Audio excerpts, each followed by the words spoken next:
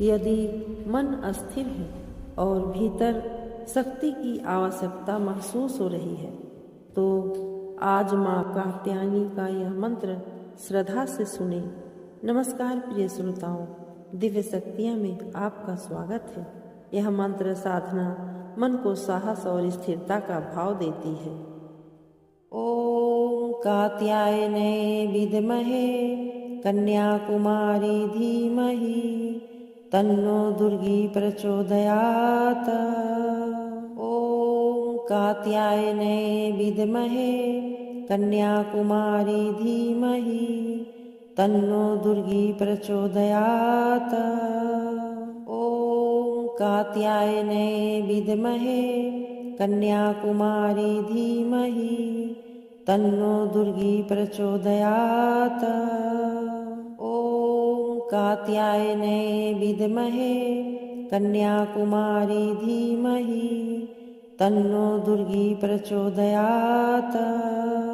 ओम कात्यायने विद्महे कन्याकुमारी धीमहि तन्नो दुर्गी प्रचोदयात्। ओम कात्यायने विद्महे कन्याकुमारी धीमहि तन्नो दुर्गी प्रचोदयात्। ओम कात्यायने विद्महे कन्याकुमारी धीमहि तन्नो दुर्गी प्रचोदयात्। ओम कात्यायने विद्महे कन्याकुमारी धीमहि तन्नो दुर्गी प्रचोदयात्। ओम कात्यायने विद्महे कन्याकुमारी धीमहि तन्नो दुर्गी प्रचोदयात्। ओम कात्यायने विद्महे कन्याकुमारी धीमहि तन्नो दुर्गी प्रचोदयात्। ओम कात्यायने विद्महे कन्याकुमारी धीमहि तन्नो दुर्गी प्रचोदयात्। ओम कात्यायने विद्महे कन्याकुमारी धीमहि तन्नो दुर्गी प्रचोदयात्। ओम कात्यायने विद्महे कन्याकुमारी धीमहि तन्नो दुर्गी प्रचोदयात्। ओम कात्यायने विद्महे कन्याकुमारी धीमहि तन्नो दुर्गी प्रचोदयात्। ओम कात्यायने विद्महे कन्याकुमारी धीमहि तन्नो दुर्गी प्रचोदयात्। ओम कात्यायने विद्महे कन्याकुमारी धीमहि तन्नो दुर्गी प्रचोदयात्। ओम कात्यायने विद्महे कन्याकुमारी धीमहि तन्नो दुर्गी प्रचोदयात्। ओम कात्यायने विद्महे कन्याकुमारी धीमहि तन्नो दुर्गी प्रचोदयात्। ओम कात्यायने विद्महे कन्याकुमारी धीमहि तन्नो दुर्गी प्रचोदयात्। ओम कात्यायने विद्महे कन्याकुमारी धीमहि तन्नो दुर्गी प्रचोदयात्। ओम कात्यायने विद्महे कन्याकुमारी धीमहि तन्नो दुर्गी प्रचोदयात्। ओम कात्यायने विद्महे कन्याकुमारी धीमहि तन्नो दुर्गी प्रचोदयात्। ओम कात्यायने विद्महे कन्याकुमारी धीमहि तन्नो दुर्गी प्रचोदयात्। ओम कात्यायने विद्महे कन्याकुमारी धीमहि तन्नो दुर्गी प्रचोदयात्। ओम कात्यायने विद्महे कन्याकुमारी धीमहि तन्नो दुर्गी प्रचोदयात्। ॐ कात्यायने विद्महे कन्याकुमारी धीमहि तन्नो दुर्गी प्रचोदयात्। ॐ कात्यायने विद्महे कन्याकुमारी धीमहि तन्नो दुर्गी प्रचोदयात्। ॐ कात्यायने विद्महे कन्याकुमारी धीमहि तन्नो दुर्गी प्रचोदयात्। ॐ कात्यायने विद्महे कन्याकुमारी धीमहि तन्नो दुर्गी प्रचोदयात्। ॐ कात्यायने विद्महे कन्याकुमारी धीमहि तन्नो दुर्गी प्रचोदयात्। ॐ कात्यायने विद्महे कन्याकुमारी धीमहि तन्नो दुर्गी प्रचोदयात्। ॐ कात्यायने विद्महे कन्याकुमारी धीमहि तन्नो दुर्गी प्रचोदयात्। ॐ कात्यायने विद्महे कन्याकुमारी धीमहि तन्नो दुर्गी प्रचोदयात्। ॐ कात्यायने विद्महे कन्याकुमारी धीमहि तन्नो दुर्गी प्रचोदयात्। ॐ कात्यायने विद्महे कन्याकुमारी धीमहि तन्नो दुर्गी प्रचोदयात्। ॐ कात्यायने विद्महे कन्याकुमारी धीमहि तन्नो दुर्गी प्रचोदयात्। ॐ कात्यायने विद्महे कन्याकुमारी धीमहि तन्नो दुर्गी प्रचोदयात्। ॐ कात्यायने विद्महे कन्याकुमारी धीमहि तन्नो दुर्गी प्रचोदयात्। ॐ कात्यायने विद्महे कन्याकुमारी धीमहि तन्नो दुर्गी प्रचोदयात्। ॐ कात्यायने विद्महे कन्याकुमारी धीमहि तन्नो दुर्गी प्रचोदयात्। ॐ कात्यायने विद्महे कन्याकुमारी धीमहि तन्नो दुर्गी प्रचोदयात्। ॐ कात्यायने विद्महे कन्याकुमारी धीमहि तन्नो दुर्गी प्रचोदयात्। ॐ कात्यायने विद्महे कन्याकुमारी धीमहि तन्नो दुर्गी प्रचोदयात्।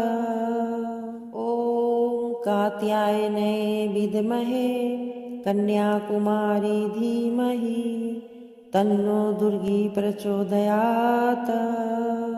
ॐ कात्यायने विद्महे कन्याकुमारी धीमहि तन्नो दुर्गी प्रचोदयात्। ॐ कात्यायने विद्महे कन्याकुमारी धीमहि तन्नो दुर्गी प्रचोदयात्। ॐ कात्यायने विद्महे कन्याकुमारी धीमहि तन्नो दुर्गी प्रचोदयात्। ॐ कात्यायने विद्महे कन्याकुमारी धीमहि तन्नो दुर्गी प्रचोदयात्। ॐ कात्यायने विद्महे कन्याकुमारी धीमहि तन्नो दुर्गी प्रचोदयात्। ॐ कात्यायने विद्महे कन्याकुमारी धीमहि तन्नो दुर्गी प्रचोदयात्। ॐ कात्यायने विद्महे कन्याकुमारी धीमहि तन्नो दुर्गी प्रचोदयात्। ॐ कात्यायने विद्महे कन्याकुमारी धीमहि तन्नो दुर्गी प्रचोदयात्। ॐ कात्यायने विद्महे कन्याकुमारी धीमहि तन्नो दुर्गी प्रचोदयात्। ॐ कात्यायने विद्महे कन्याकुमारी धीमहि तन्नो दुर्गी प्रचोदयात्। ॐ कात्यायने विद्महे कन्याकुमारी धीमहि तन्नो दुर्गी प्रचोदयात्। ॐ कात्यायने विद्महे कन्याकुमारी धीमहि तन्नो दुर्गी प्रचोदयात्।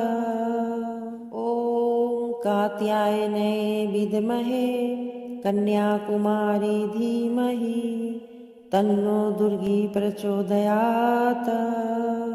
ॐ कात्यायने विद्महे कन्याकुमारी धीमहि तन्नो दुर्गी प्रचोदयात्।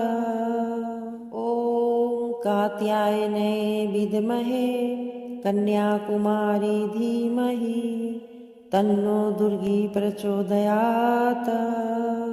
ॐ कात्यायने विद्महे कन्याकुमारी धीमहि तन्नो दुर्गी प्रचोदयात्।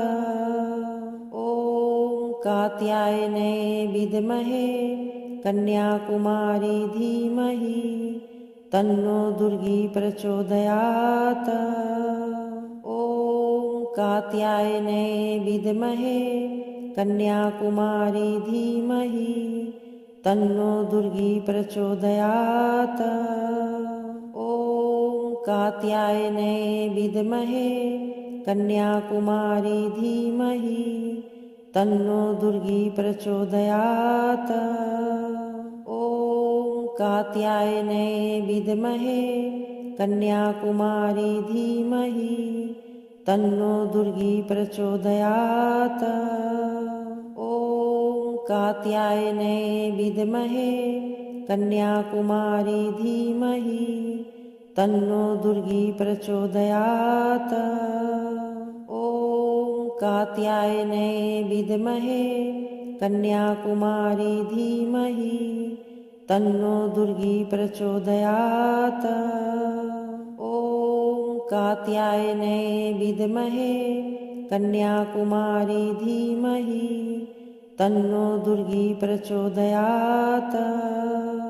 ॐ कात्यायने विद्महे कन्याकुमारी धीमहि तन्नो दुर्गी प्रचोदयात्।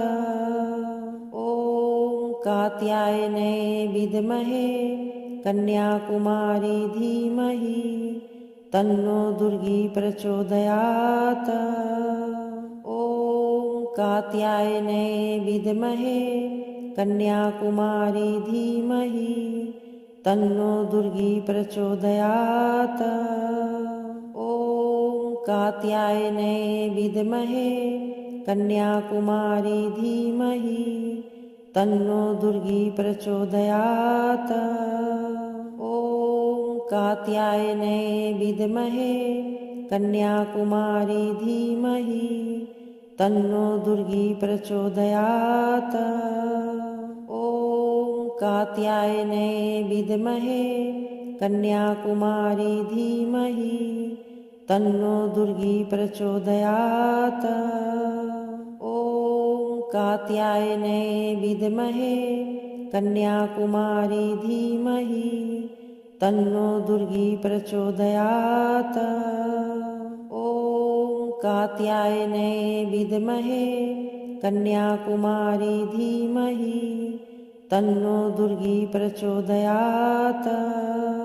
ॐ कात्यायने विद्महे कन्याकुमारी धीमहि तन्नो दुर्गी प्रचोदयात्। ॐ कात्यायने विद्महे कन्याकुमारी धीमहि तन्नो दुर्गी प्रचोदयात्। ॐ कात्यायने विद्महे कन्याकुमारी धीमहि तन्नो दुर्गी प्रचोदयात्। ॐ कात्यायने विद्महे कन्याकुमारी धीमहि तन्नो दुर्गी प्रचोदयात्।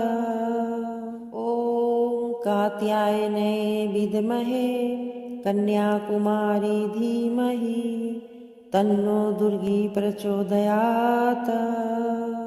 ॐ कात्यायने विद्महे कन्याकुमारी धीमहि तन्नो दुर्गी प्रचोदयात्।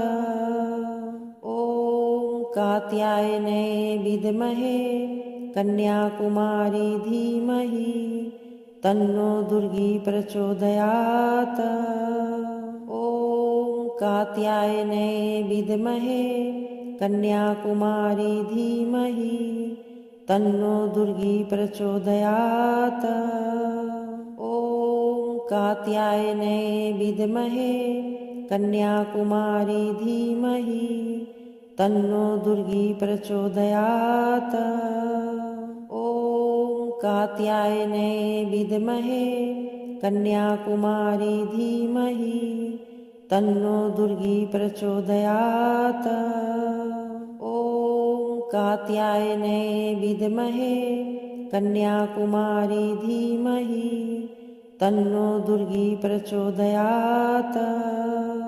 ॐ कात्यायने विद्महे कन्याकुमारी धीमहि तन्नो दुर्गी प्रचोदयात्। ॐ कात्यायने विद्महे कन्याकुमारी धीमहि तन्नो दुर्गी प्रचोदयात्। ॐ कात्यायने विद्महे कन्याकुमारी धीमहि तन्नो दुर्गी प्रचोदयात्। ॐ कात्यायने विद्महे कन्याकुमारी धीमहि तन्नो दुर्गी प्रचोदयात्। ॐ कात्यायने विद्महे कन्याकुमारी धीमहि तन्नो दुर्गी प्रचोदयात्। ॐ कात्यायने विद्महे कन्याकुमारी धीमहि तन्नो दुर्गी प्रचोदयात्। ॐ कात्यायने विद्महे कन्याकुमारी धीमहि तन्नो दुर्गी प्रचोदयात्। ॐ कात्यायने विद्महे कन्याकुमारी धीमहि तन्नो दुर्गी प्रचोदयात्। ॐ कात्यायने विद्महे कन्याकुमारी धीमहि तन्नो दुर्गी प्रचोदयात्। ॐ कात्यायने विद्महे कन्याकुमारी धीमहि तन्नो दुर्गी प्रचोदयात्।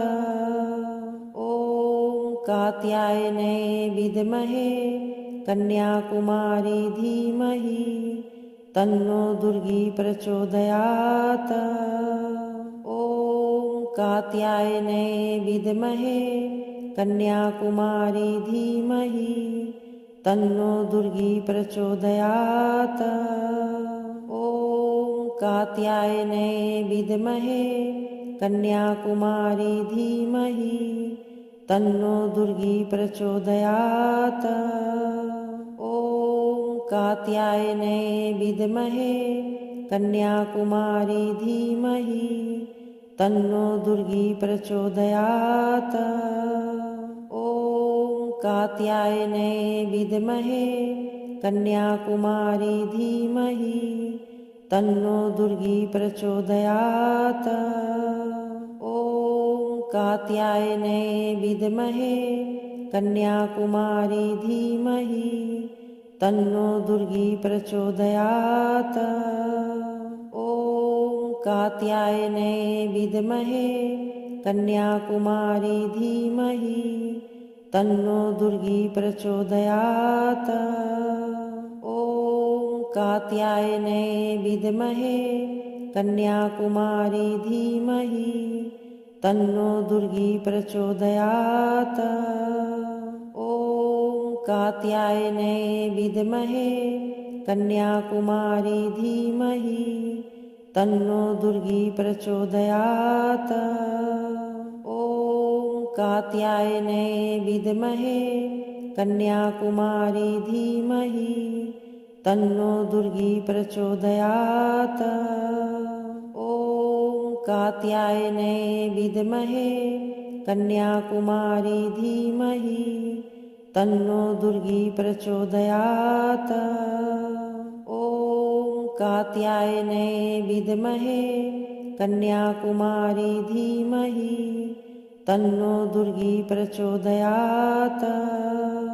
ॐ कात्यायने विद्महे कन्याकुमारी धीमहि तन्नो दुर्गी प्रचोदयात्। ॐ कात्यायने विद्महे कन्याकुमारी धीमहि तन्नो दुर्गी प्रचोदयात्। ॐ कात्यायने विद्महे कन्याकुमारी धीमहि तन्नो दुर्गी प्रचोदयात्। ॐ कात्यायने विद्महे कन्याकुमारी धीमहि तन्नो दुर्गी प्रचोदयात्। ॐ कात्यायने विद्महे कन्याकुमारी धीमहि तन्नो दुर्गी प्रचोदयात्। ॐ कात्यायने विद्महे कन्याकुमारी धीमहि तन्नो दुर्गी प्रचोदयात्। ॐ कात्यायने विद्महे कन्याकुमारी धीमहि तन्नो दुर्गी प्रचोदयात्। ॐ कात्यायने विद्महे कन्याकुमारी धीमहि तन्नो दुर्गी प्रचोदयात्। ॐ कात्यायने विद्महे कन्याकुमारी धीमहि तन्नो दुर्गी प्रचोदयात्। ॐ कात्यायने विद्महे कन्याकुमारी धीमहि तन्नो दुर्गी प्रचोदयात्। ॐ कात्यायने विद्महे कन्याकुमारी धीमहि तन्नो दुर्गी प्रचोदयात्। ॐ कात्यायने विद्महे कन्याकुमारी धीमहि तन्नो दुर्गी प्रचोदयात्। ॐ कात्यायने विद्महे कन्याकुमारी धीमहि तन्नो दुर्गी प्रचोदयात्। ॐ कात्यायने विद्महे कन्याकुमारी धीमहि तन्नो दुर्गी प्रचोदयात्। ॐ कात्यायने विद्महे कन्याकुमारी धीमहि तन्नो दुर्गी प्रचोदयात्। ॐ कात्यायने विद्महे कन्याकुमारी धीमहि तन्नो दुर्गी प्रचोदयात्। ॐ कात्यायने विद्महे कन्याकुमारी धीमहि तन्नो दुर्गी प्रचोदयात्। ॐ कात्यायने विद्महे कन्याकुमारी धीमहि तन्नो दुर्गी प्रचोदयात्। ॐ कात्यायने विद्महे कन्याकुमारी धीमहि तन्नो दुर्गी प्रचोदयात्। ॐ कात्यायने विद्महे कन्याकुमारी धीमहि तन्नो दुर्गी प्रचोदयात्। ॐ कात्यायने विद्महे कन्याकुमारी धीमहि तन्नो दुर्गी प्रचोदयात्। ॐ कात्यायने विद्महे कन्याकुमारी धीमहि तन्नो दुर्गी प्रचोदयात्। ॐ कात्यायने विद्महे कन्याकुमारी धीमहि तन्नो दुर्गी प्रचोदयात्।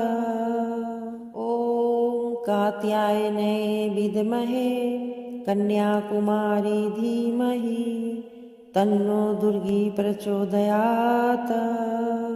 ॐ कात्यायने विद्महे कन्याकुमारी धीमहि तन्नो दुर्गी प्रचोदयात्। ॐ कात्यायने विद्महे कन्याकुमारी धीमहि तन्नो दुर्गी प्रचोदयात्। ॐ कात्यायने विद्महे कन्याकुमारी धीमहि तन्नो दुर्गी प्रचोदयात्। ॐ कात्यायने विद्महे कन्याकुमारी धीमहि तन्नो दुर्गी प्रचोदयात्।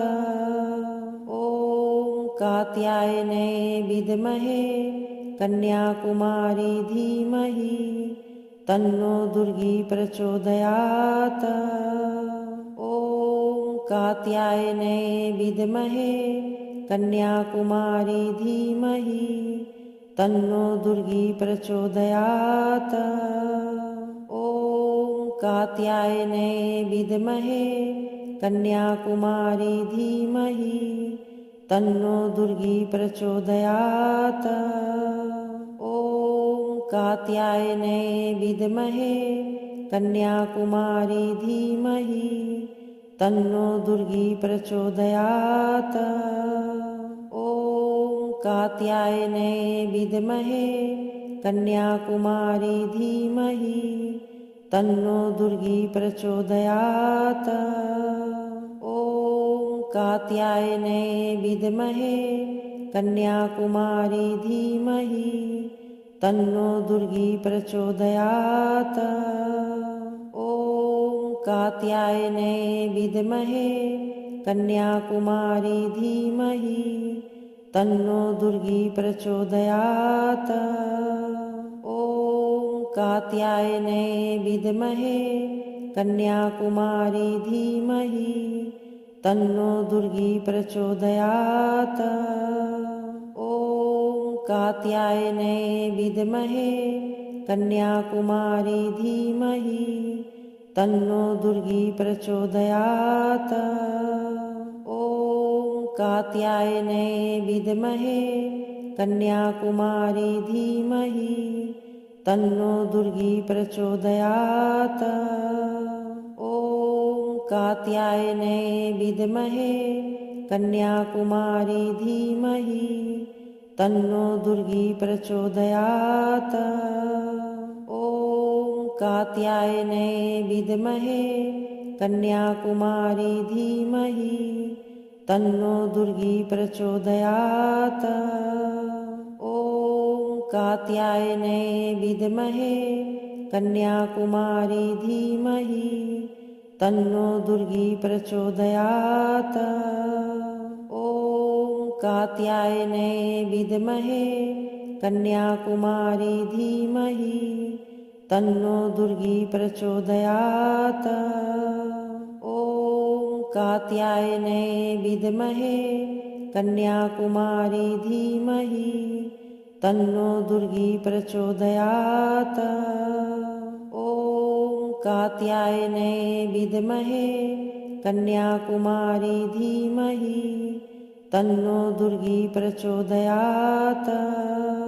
ॐ कात्यायने विद्महे कन्याकुमारी धीमहि तन्नो दुर्गी प्रचोदयात्।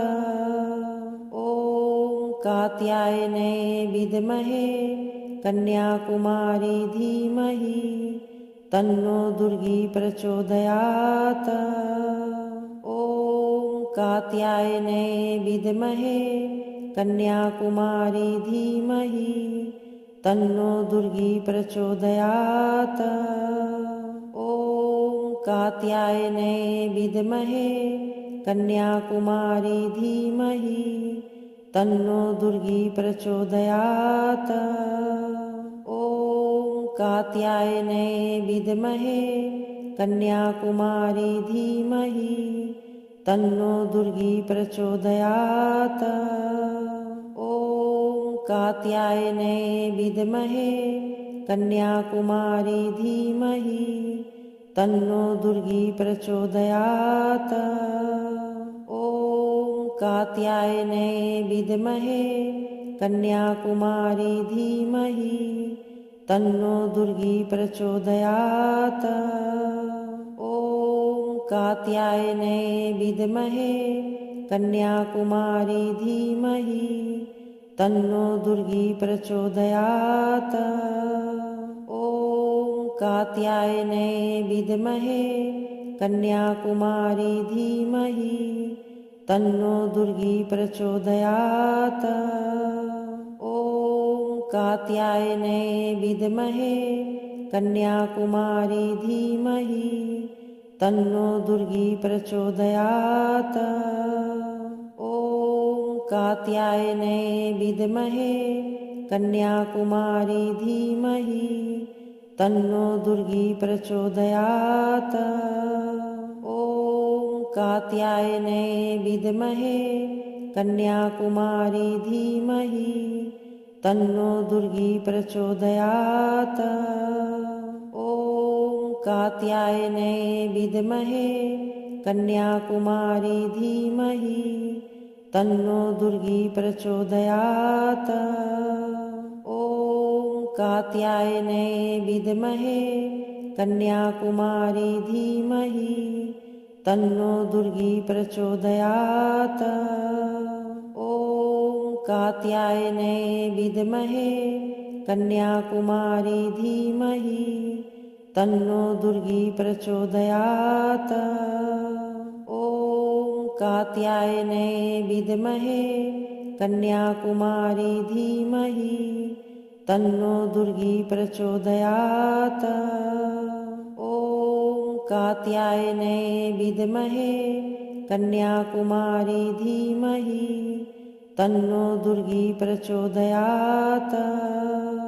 ॐ कात्यायने विद्महे कन्याकुमारी धीमहि तन्नो दुर्गी प्रचोदयात्।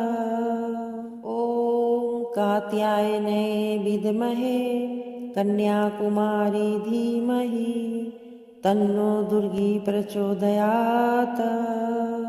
ॐ कात्यायने विद्महे कन्याकुमारी धीमहि तन्नो दुर्गी प्रचोदयात्। ॐ कात्यायने विद्महे कन्याकुमारी धीमहि तन्नो दुर्गी प्रचोदयात्। ॐ कात्यायने विद्महे कन्याकुमारी धीमहि तन्नो दुर्गी प्रचोदयात्। ॐ कात्यायने विद्महे कन्याकुमारी धीमहि तन्नो दुर्गी प्रचोदयात्। ॐ कात्यायने विद्महे कन्याकुमारी धीमहि तन्नो दुर्गी प्रचोदयात्। ॐ कात्यायने विद्महे कन्याकुमारी धीमहि तन्नो दुर्गी प्रचोदयात्। ॐ कात्यायने विद्महे कन्याकुमारी धीमहि तन्नो दुर्गी प्रचोदयात्। ॐ कात्यायने विद्महे कन्याकुमारी धीमहि तन्नो दुर्गी प्रचोदयात्। ॐ कात्यायने विद्महे कन्याकुमारी धीमहि तन्नो दुर्गी प्रचोदयात्। ॐ कात्यायने विद्महे कन्याकुमारी धीमहि तन्नो दुर्गी प्रचोदयात्। ॐ कात्यायने विद्महे कन्याकुमारी धीमहि तन्नो दुर्गी प्रचोदयात्। ॐ कात्यायने विद्महे कन्याकुमारी धीमहि तन्नो दुर्गी प्रचोदयात्। ॐ कात्यायने विद्महे कन्याकुमारी धीमहि तन्नो दुर्गी प्रचोदयात्। ॐ कात्यायने विद्महे कन्याकुमारी धीमहि तन्नो दुर्गी प्रचोदयात्।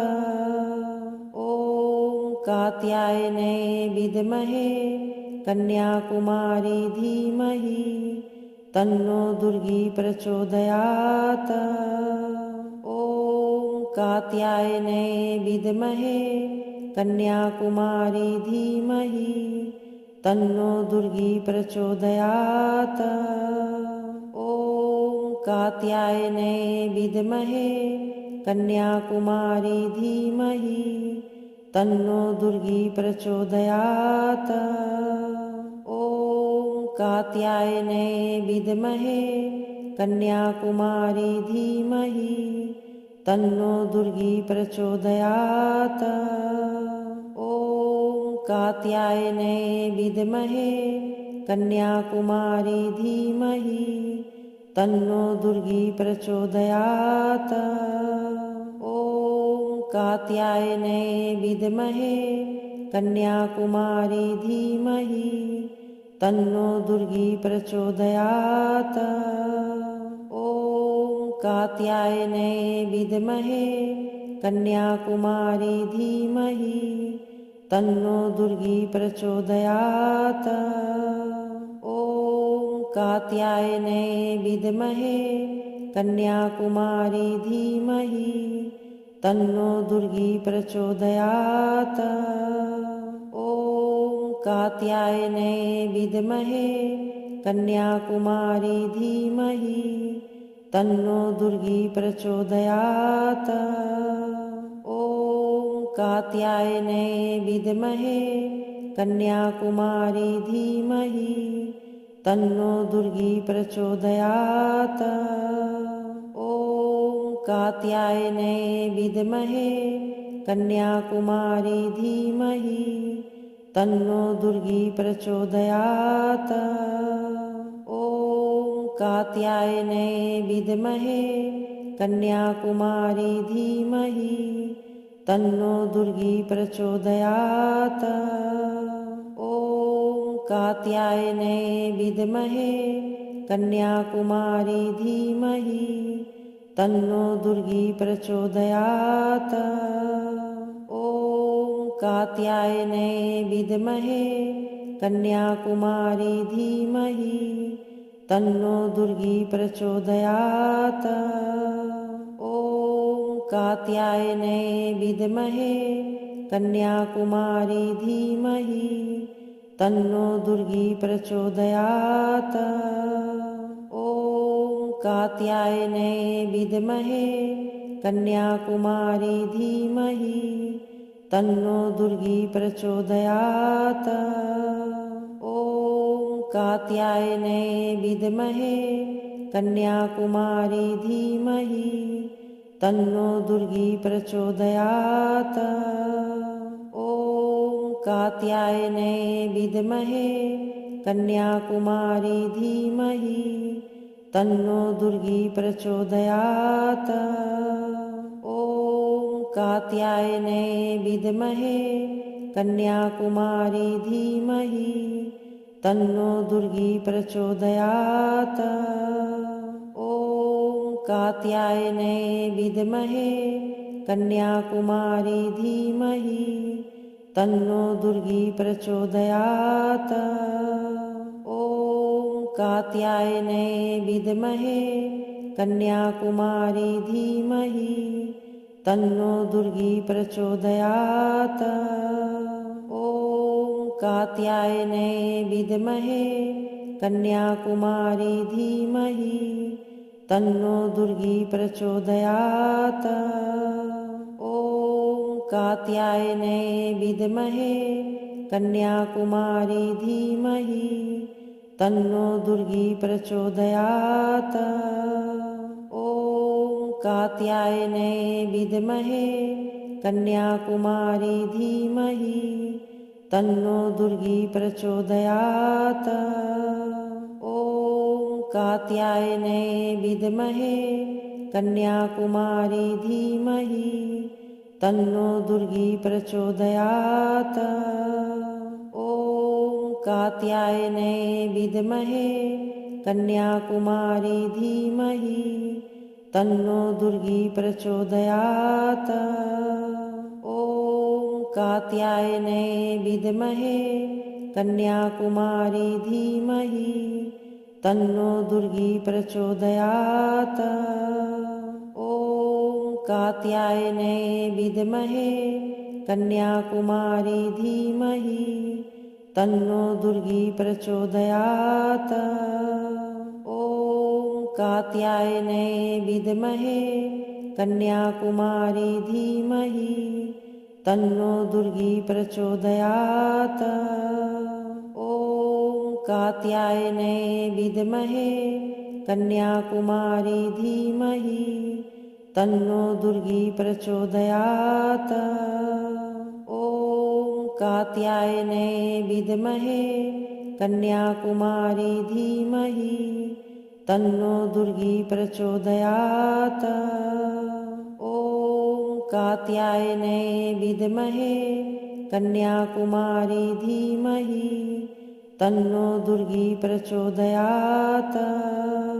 ॐ कात्यायने विद्महे कन्याकुमारी धीमहि तन्नो दुर्गी प्रचोदयात्।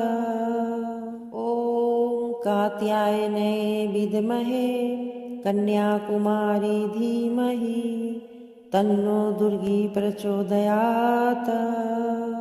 ॐ कात्यायने विद्महे कन्याकुमारी धीमहि तन्नो दुर्गी प्रचोदयात्। ॐ कात्यायने विद्महे कन्याकुमारी धीमहि तन्नो दुर्गी प्रचोदयात्। ॐ कात्यायने विद्महे कन्याकुमारी धीमहि तन्नो दुर्गी प्रचोदयात्। ॐ कात्यायने विद्महे कन्याकुमारी धीमहि तन्नो दुर्गी प्रचोदयात्। ॐ कात्यायने विद्महे कन्याकुमारी धीमहि तन्नो दुर्गी प्रचोदयात्। ॐ कात्यायने विद्महे कन्याकुमारी धीमहि तन्नो दुर्गी प्रचोदयात्। ॐ कात्यायने विद्महे कन्याकुमारी धीमहि तन्नो दुर्गी प्रचोदयात्। ॐ कात्यायने विद्महे कन्याकुमारी धीमहि तन्नो दुर्गी प्रचोदयात्। ॐ कात्यायने विद्महे कन्याकुमारी धीमहि तन्नो दुर्गी प्रचोदयात्। ॐ कात्यायने विद्महे कन्याकुमारी धीमहि तन्नो दुर्गी प्रचोदयात्। ॐ कात्यायने विद्महे कन्याकुमारी धीमहि तन्नो दुर्गी प्रचोदयात्। ॐ कात्यायने विद्महे कन्याकुमारी धीमहि तन्नो दुर्गी प्रचोदयात्। ॐ कात्यायने विद्महे कन्याकुमारी धीमहि तन्नो दुर्गी प्रचोदयात्। ॐ कात्यायने विद्महे कन्याकुमारी धीमहि तन्नो दुर्गी प्रचोदयात्। ॐ कात्यायने विद्महे कन्याकुमारी धीमहि तन्नो दुर्गी प्रचोदयात्। ॐ कात्यायने विद्महे कन्याकुमारी धीमहि तन्नो दुर्गी प्रचोदयात्। ॐ कात्यायने विद्महे कन्याकुमारी धीमहि तन्नो दुर्गी प्रचोदयात्। ॐ कात्यायने विद्महे कन्याकुमारी धीमहि तन्नो दुर्गी प्रचोदयात्। ॐ कात्यायने विद्महे कन्याकुमारी धीमहि तन्नो दुर्गी प्रचोदयात्। ॐ कात्यायने विद्महे कन्याकुमारी धीमहि तन्नो दुर्गी प्रचोदयात्। ॐ कात्यायने विद्महे कन्याकुमारी धीमहि तन्नो दुर्गी प्रचोदयात्। ॐ कात्यायने विद्महे कन्याकुमारी धीमहि तन्नो दुर्गी प्रचोदयात्। ॐ कात्यायने विद्महे कन्याकुमारी धीमहि तन्नो दुर्गी प्रचोदयात्। ॐ कात्यायने विद्महे कन्याकुमारी धीमहि तन्नो दुर्गी प्रचोदयात्। ॐ कात्यायने विद्महे कन्याकुमारी धीमहि तन्नो दुर्गी प्रचोदयात्। ॐ कात्यायने विद्महे कन्याकुमारी धीमहि तन्नो दुर्गी प्रचोदयात्। ॐ कात्यायने विद्महे कन्याकुमारी धीमहि तन्नो दुर्गी प्रचोदयात्। ॐ कात्यायने विद्महे कन्याकुमारी धीमहि तन्नो दुर्गी प्रचोदयात्। ॐ कात्यायने विद्महे कन्याकुमारी धीमहि तन्नो दुर्गी प्रचोदयात्। ॐ कात्यायने विद्महे कन्याकुमारी धीमहि तन्नो दुर्गी प्रचोदयात्। ॐ कात्यायने विद्महे कन्याकुमारी धीमहि तन्नो दुर्गी प्रचोदयात्। ॐ कात्यायने विद्महे कन्याकुमारी धीमहि तन्नो दुर्गी प्रचोदयात्। ॐ कात्यायने विद्महे कन्याकुमारी धीमहि तन्नो दुर्गी प्रचोदयात्। ॐ कात्यायने विद्महे कन्याकुमारी धीमहि तन्नो दुर्गी प्रचोदयात्। ॐ कात्यायने विद्महे कन्याकुमारी धीमहि तन्नो दुर्गी प्रचोदयात्। ॐ कात्यायने विद्महे कन्याकुमारी धीमहि तन्नो दुर्गी प्रचोदयात्। ॐ कात्यायने विद्महे कन्याकुमारी धीमहि तन्नो दुर्गी प्रचोदयात्। ॐ कात्यायने विद्महे कन्याकुमारी धीमहि तन्नो दुर्गी प्रचोदयात्। ॐ कात्यायने विद्महे कन्याकुमारी धीमहि तन्नो दुर्गी प्रचोदयात्। ॐ कात्यायने विद्महे कन्याकुमारी धीमहि तन्नो दुर्गी प्रचोदयात्।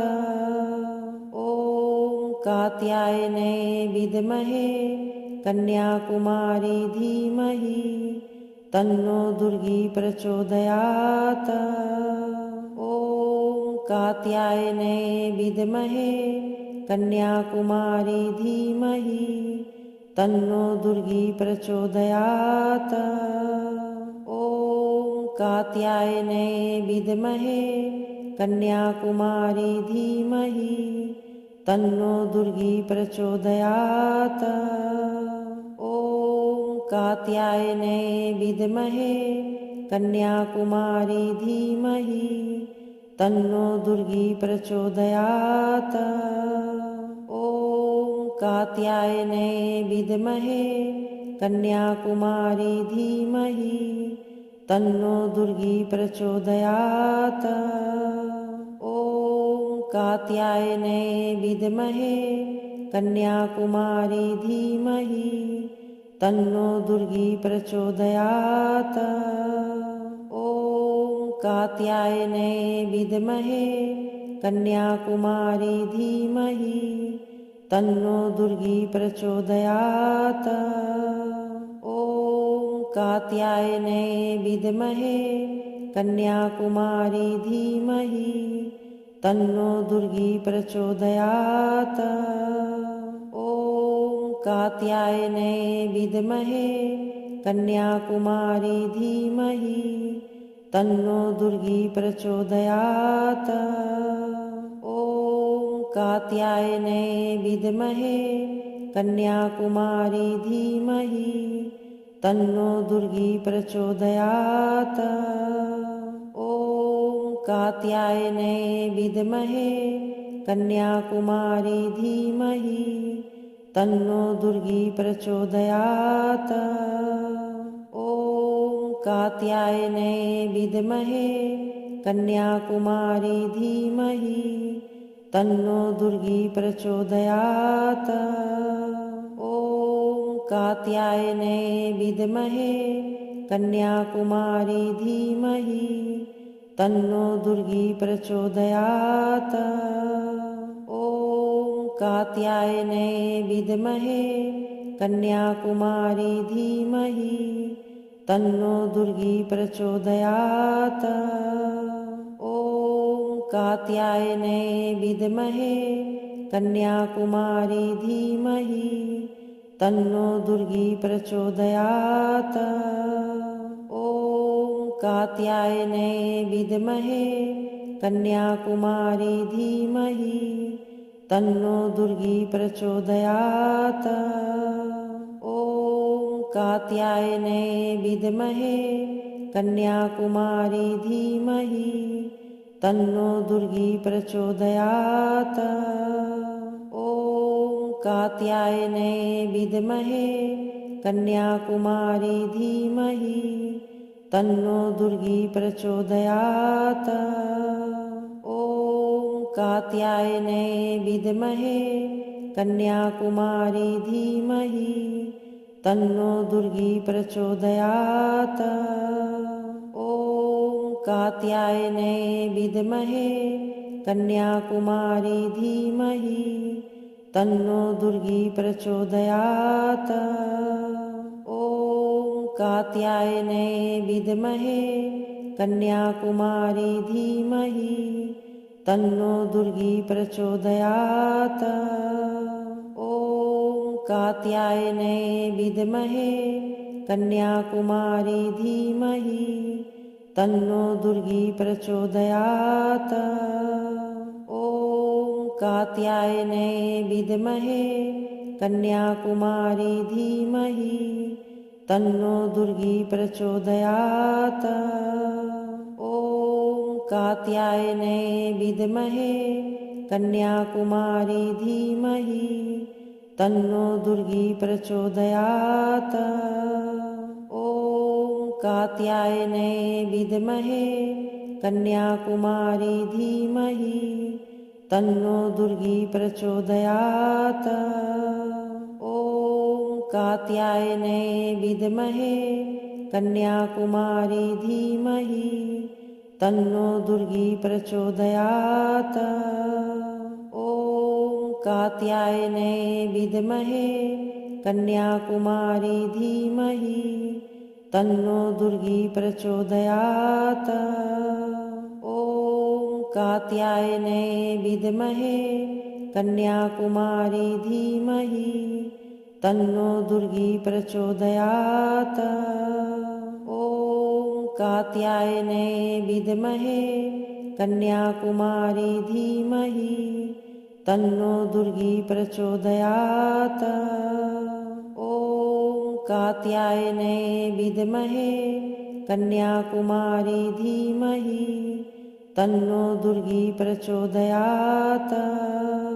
ॐ कात्यायने विद्महे कन्याकुमारी धीमहि तन्नो दुर्गी प्रचोदयात्।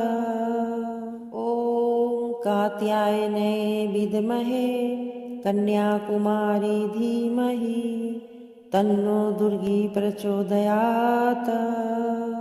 ॐ कात्यायने विद्महे कन्याकुमारी धीमहि तन्नो दुर्गी प्रचोदयात्। ॐ कात्यायने विद्महे कन्याकुमारी धीमहि तन्नो दुर्गी प्रचोदयात्। ॐ कात्यायने विद्महे कन्याकुमारी धीमहि तन्नो दुर्गी प्रचोदयात्। ॐ कात्यायने विद्महे कन्याकुमारी धीमहि तन्नो दुर्गी प्रचोदयात्। ॐ कात्यायने विद्महे कन्याकुमारी धीमहि तन्नो दुर्गी प्रचोदयात्। ॐ कात्यायने विद्महे कन्याकुमारी धीमहि तन्नो दुर्गी प्रचोदयात्। ॐ कात्यायने विद्महे कन्याकुमारी धीमहि तन्नो दुर्गी प्रचोदयात्। ॐ कात्यायने विद्महे कन्याकुमारी धीमहि तन्नो दुर्गी प्रचोदयात्। ॐ कात्यायने विद्महे कन्याकुमारी धीमहि तन्नो दुर्गी प्रचोदयात्। ॐ कात्यायने विद्महे कन्याकुमारी धीमहि तन्नो दुर्गी प्रचोदयात्। ॐ कात्यायने विद्महे कन्याकुमारी धीमहि तन्नो दुर्गी प्रचोदयात्। ॐ कात्यायने विद्महे कन्याकुमारी धीमहि तन्नो दुर्गी प्रचोदयात्। ॐ कात्यायने विद्महे कन्याकुमारी धीमहि तन्नो दुर्गी प्रचोदयात्। ॐ कात्यायने विद्महे कन्याकुमारी धीमहि तन्नो दुर्गी प्रचोदयात्। ॐ कात्यायने विद्महे कन्याकुमारी धीमहि तन्नो दुर्गी प्रचोदयात्। ॐ कात्यायने विद्महे कन्याकुमारी धीमहि तन्नो दुर्गी प्रचोदयात्। ॐ कात्यायने विद्महे कन्याकुमारी धीमहि तन्नो दुर्गी प्रचोदयात्। ॐ कात्यायने विद्महे कन्याकुमारी धीमहि तन्नो दुर्गी प्रचोदयात्। ॐ कात्यायने विद्महे कन्याकुमारी धीमहि तन्नो दुर्गी प्रचोदयात्। ॐ कात्यायने विद्महे कन्याकुमारी धीमहि तन्नो दुर्गी प्रचोदयात्। ॐ कात्यायने विद्महे कन्याकुमारी धीमहि तन्नो दुर्गी प्रचोदयात्। ॐ कात्यायने विद्महे कन्याकुमारी धीमहि तन्नो दुर्गी प्रचोदयात्। ॐ कात्यायने विद्महे कन्याकुमारी धीमहि तन्नो दुर्गी प्रचोदयात्। ॐ कात्यायने विद्महे कन्याकुमारी धीमहि तन्नो दुर्गी प्रचोदयात्। ॐ कात्यायने विद्महे कन्याकुमारी धीमहि तन्नो दुर्गी प्रचोदयात्। ॐ कात्यायने विद्महे कन्याकुमारी धीमहि तन्नो दुर्गी प्रचोदयात्।